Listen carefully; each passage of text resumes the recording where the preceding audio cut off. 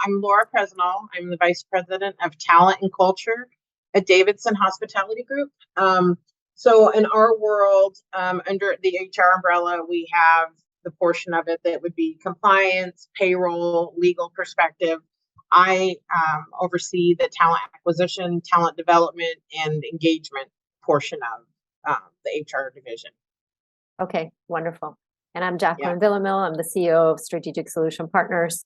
And so, like I said, so grateful that you're giving us this time and telling us a little bit what's going on. So the reason why I wanted to tap into your expertise and your experience at Davidson is, you know, we as a task force provider are facing many challenges on the staffing side, and our demand for task force has increased about 300%. I believe compared to prior to COVID. Wow. And there's a lot of our contractors who are not wanting to travel. They're wanting to do remote work. So if on the task force side that is happening, I can't imagine what is going on at your side. So if you can maybe share with me some of the challenges that you as a management company are facing from a staffing perspective, that'd be wonderful.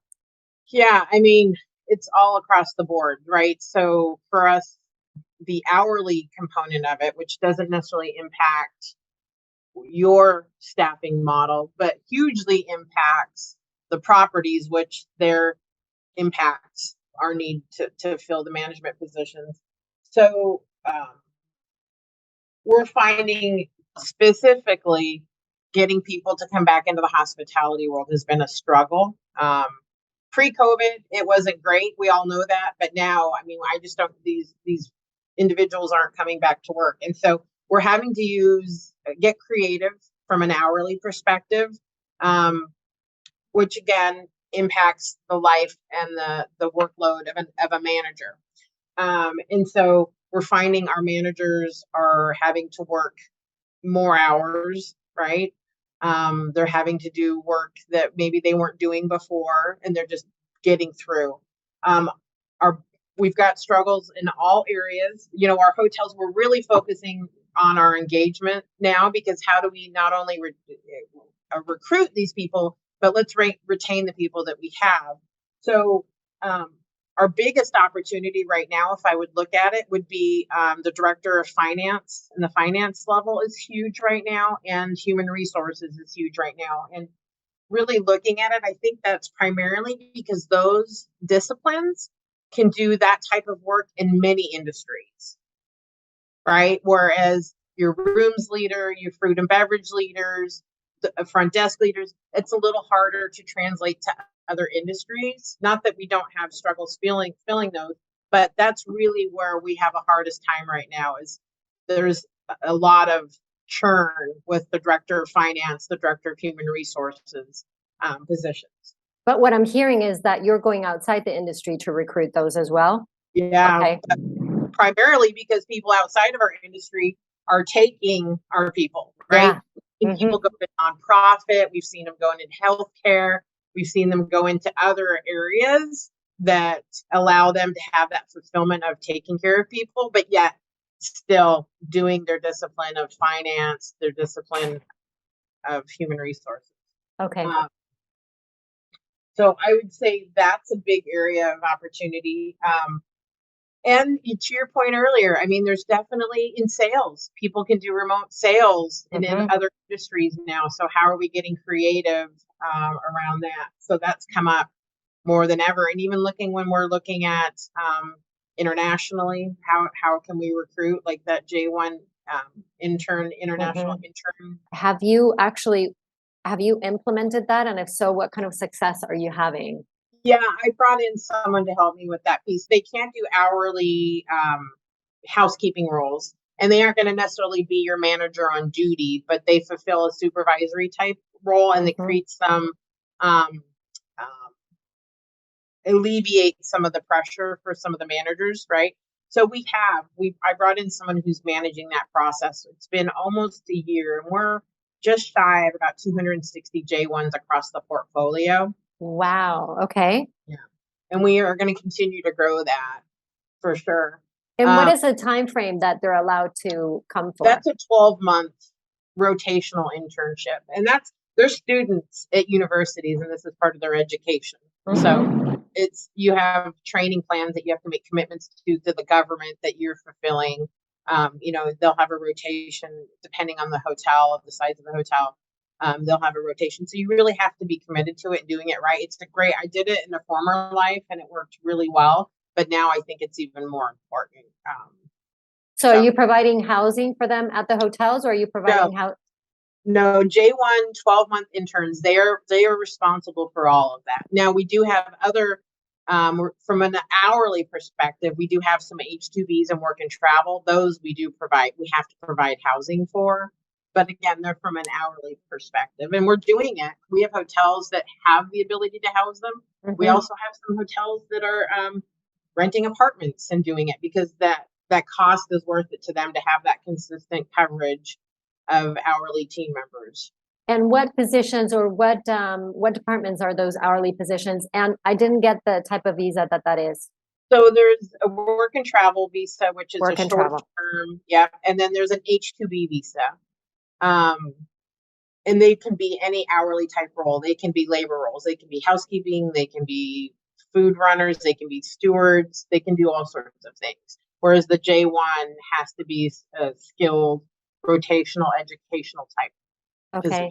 Perfect. And the work and travel on H-2B visa, do they have a time frame as well?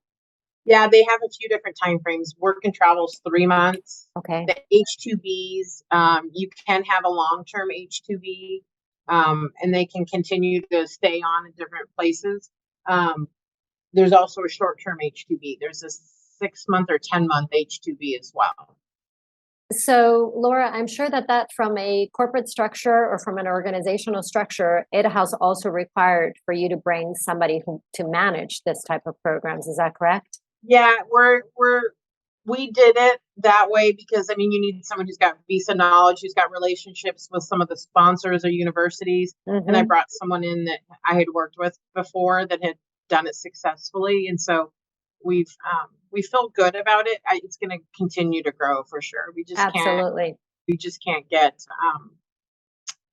hourly people to fulfill all those roles. So we need to depend on them, especially H-2Bs, I should tell you, and you do have to prove extreme seasonality in an H-2B. So like our Grand Hotel closes down and opens back up. Our Aspen properties, some of those you have to show extreme seasonality or an opening environment. They used to be much more lenient on it. I think I would be interested to see long term if they reduce some of the restrictions or parameters around that. But okay. And are there any particular countries that you are pulling people from, or any specific countries? There's, again, from a J1 perspective, that 12-month piece, that's universities across the world. You'll see from the UK, from Switzerland. We actually get some great culinary out of the Philippines, Thailand. Yeah, they're all over the place. The H-2Bs right now, we see them a lot, especially like at our high seasonal properties. You'll see a lot from the Caribbean, Jamaica, Eastern Europe. So it's really all over the board. That's great. Yeah. Is this the first time in your entire career in talent acquisition? Is this the first time where you're tapping into international resources more than ever? I think I've always had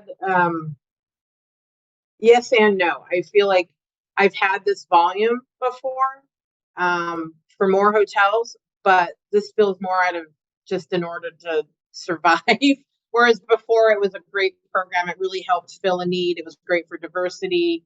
Now it just feels like it's a must. A necessity. Yeah. Whereas before I think it was just those hotels that had their act together who could create it, it was a different feel to it for sure. I'm also researching TN visas, which are, those are manager visas, and they're out of Mexico and Canada only.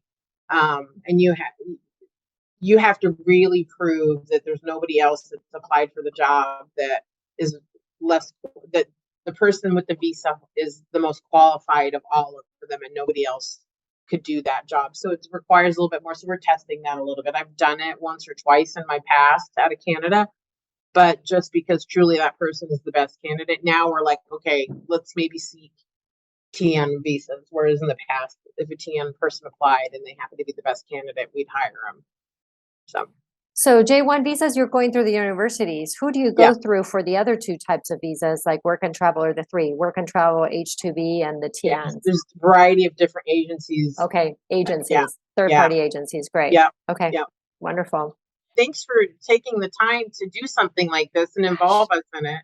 Thank you. Thank you. This is incredibly valuable information. You know, I mean, we sense, we get bits and pieces of what's going on with our customers, but to have this undivided attention from you and give us the lowdown is incredibly helpful, because it also helps us partner better, right? What are you going through? What are you working on? How can we team up with you to support you on it? And you guys are a lifeline for a lot of our properties. It's a pleasure to meet you. Thank you so much.